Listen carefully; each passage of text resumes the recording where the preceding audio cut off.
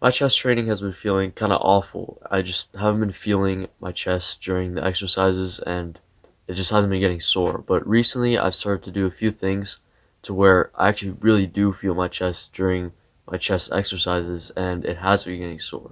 So in this video I'm going to go over a few things that most people do not talk about and do not really know about when it comes to chest training that can make a big difference. My name is Naveed, and I used to be so skinny that people thought my parents didn't feed me, and now I've built a pretty aesthetic physique at just 16 years old. When most people are talking about form for any kind of a press for your chest, they usually tell you to arch your back and retract your shoulder blades and puff your chest up a lot.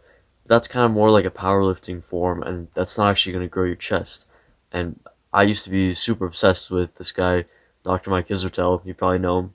And I used to arch like crazy and try to go super deep and get excessive range of motion on something like an incline dumbbell press.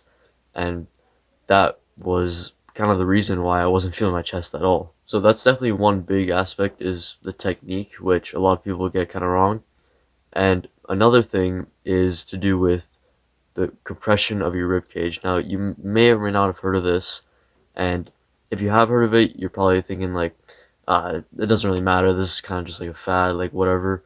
But it actually makes like quite a big difference, and I'll talk about it a little bit later in this video. And I know it sounds kind of just like a trend or whatever, rib cage compression. Like it sounds kind of fake, but it's actually pretty legit, and I've felt significant differences when I've done a few things to sort of get my rib cage to expand front to back. Which, like I said, I'll talk a little more about that later. So let's get into some form cues that can help you feel your chest more and just overall have better chest training. So the first thing, probably the biggest one, just arch less. Because when you arch a ton, sure you might be able to get a bit deeper. And also people, like when they think about arching your back and stuff on an incline dumbbell press, for example, the only way they see it is just like, oh, maybe I'm changing the angle of the press. Like if I'm doing an incline, but I arch a ton, it's kind of more like flat. That's the only way they really see it, but really you're kind of just compressing the back of your rib cage and you're putting less tension on your pecs. You want to try to keep a bit more of a stack. So basically your pelvis and rib cage should be somewhat like aligned and not like having your ribs flare up like crazy. This also ties into another point, which is to not go too deep. I used to do this all the time. I used to just go crazy deep, and sure, you might feel a bit more of like a stretch, kind of like you usually feel it closer to the shoulder, like the distal attachment of your pec, but like you're not actually putting tension through the entire pec when you're going that deep, because when you're going so deep, you're like sacrificing your stack and your form. And really, if you do it with kind of better form and less of an arch, you actually can't go as deep, but you're still getting a full stretch on your pec. Because when you arch your back a ton and try to go super deep, you're kind of just orienting to get into that position. But really, you want to go through the full excursion or like kind of the range of motion of just the muscle, just the pec itself. You don't want to be going so deep to where now instead of that range of motion coming from your pec, it's just coming from your rib cage orienting and maybe like connective tissue and all that. Another key factor when it comes to form is depressing your shoulders. So basically just putting them kind of down toward your hips.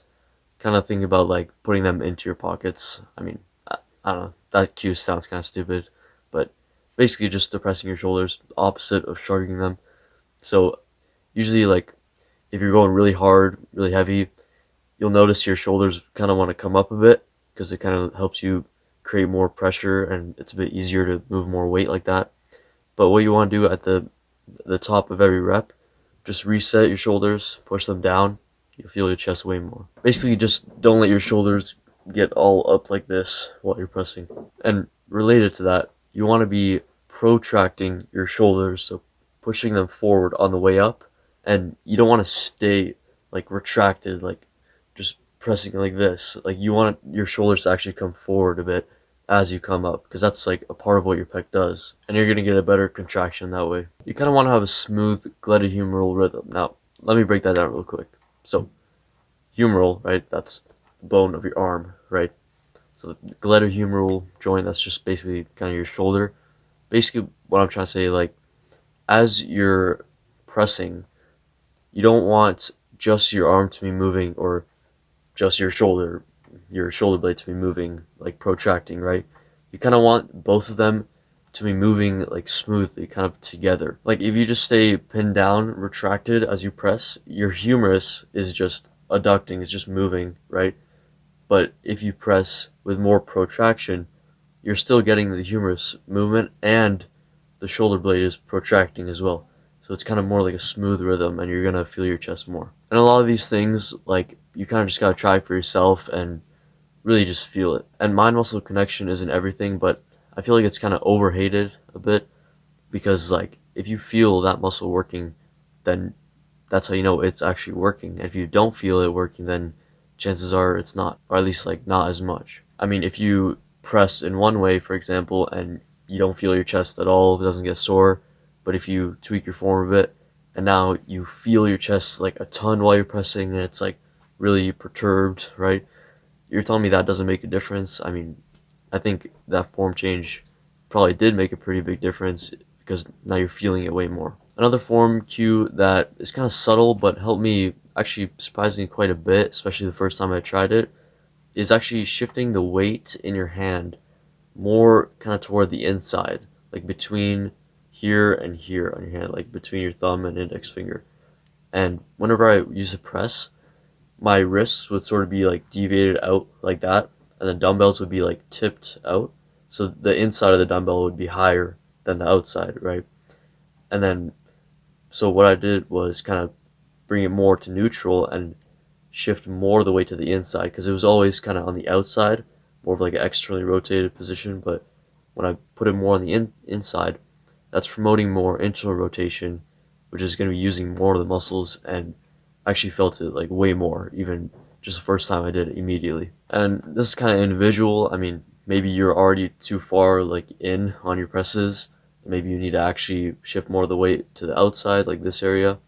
But I mean, it's worth a try. Especially if you notice the dumbbells tend to be tipping out like that as you're pressing, then it could definitely be useful. Because when they're tipping out like that, like the hand contacts kind of influence everything downstream a bit.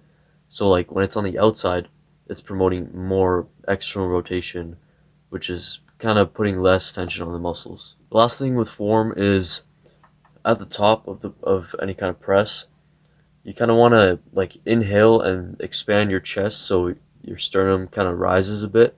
Not from like arching your back, you still want to feel your back kind of somewhat flat, but as you inhale, you shouldn't feel your back come off the bench and like arch, but just from the inhale itself, your chest kind of rises a bit, and that'll help just kind of give you the space. You'll kind of feel your chest more as you go down. So to kind of sum it up, basically arch a bit less, kind of keep a stack, depress your shoulders and let them protract as you press, and inhale, letting your chest kind of rise at the top, and focus on the hand contacts a little bit more on the inside maybe. Now maybe you tried some of these form cues and it might have helped, but something just still feels off, and maybe they just still aren't working, and maybe you can't do some of them as effectively.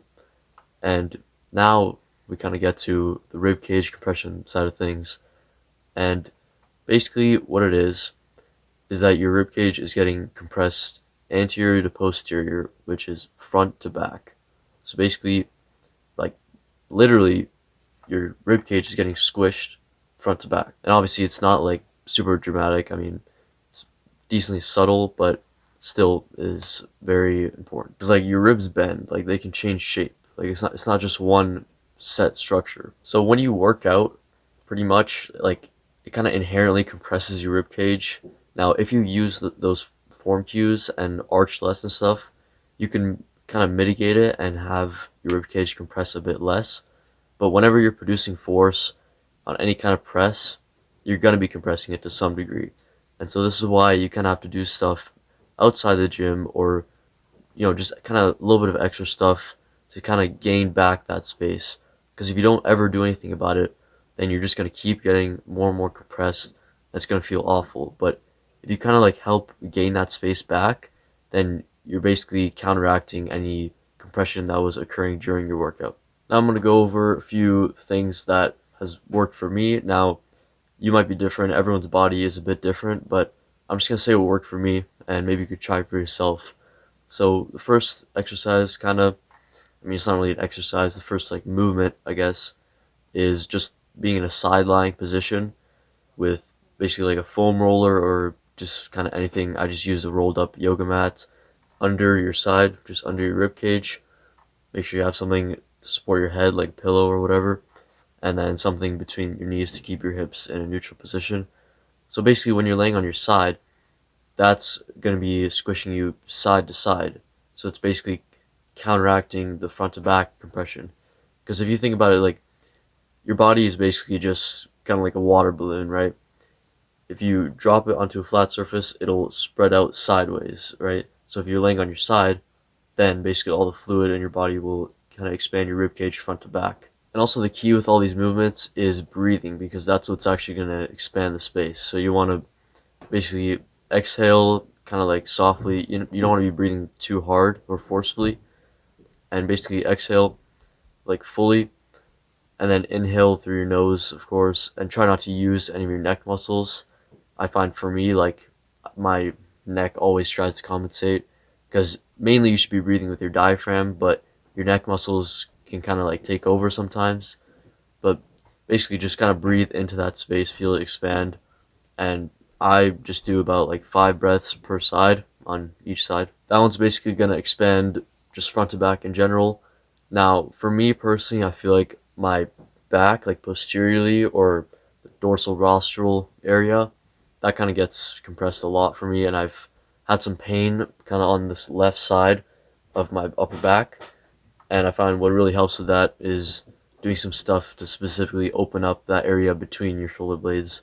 So one movement for that, basically sitting down, and you kind of just have your elbows in front of you to where your arm is kind of like at a 45-degree angle in front of you, and you're basically just protracting your shoulders, kind of breathing into your back. Another one that I've done is basically you're kind of just on your hands and knees with your left hand elevated on maybe some books or something, just by a little bit. And what this is doing is basically having your right arm reach further in front of your left, basically turning your ribcage kind of to the left. This is specific to what's called kind of like a left AIC pattern. It's basically just kind of a pattern throughout your body that most people have, which basically it's kind of like an asymmetry like pattern, but it like most people kind of fall into it. Some people have like different added layers and stuff, but this is just what I do, and it kind of helps with the asymmetry side of things a little bit, but it also kind of just expands front to back as well. Maybe you can just try the form stuff first, and if that works for you, great. But for me personally, it just wasn't enough, and I don't know, I just seem to get compressed really easily. So doing all that stuff really helped. Like, especially this one time, I remember one day before a chest day, I did a bunch of this like expansion stuff, and then I went to bench, and I actually felt my chest a ton, and I wasn't thinking about any of the form cues even. I was just kind of going heavy, like maybe a set of 6, and like when I got up from the bench, I was like, oh my, like I feel like every fiber of my chest, right? But usually before that, I wouldn't feel a thing in my chest, even if I went like lighter, higher reps, anything. I wouldn't feel anything. Cause like for me, if my structure is what's holding me back, then no form cue can really fix that. And you know, some people might not need it. Like I have a friend who he's never done any of this stuff, and he naturally just has like good form, like keeps a good stack. He says he feels his chest a lot. It's very well developed. But I mean, some people like myself, I guess, especially if you're kind of more like narrow, I just tend to get compressed really easily. If you want more in-depth stuff about like all this rib compression and stuff, I mean, Bill Hartman, obviously, he's the GOAT. But also Connor Harris. I mean, there's a few other people. But anyways, my phone is at 1% battery, so I gotta go. Have a good one.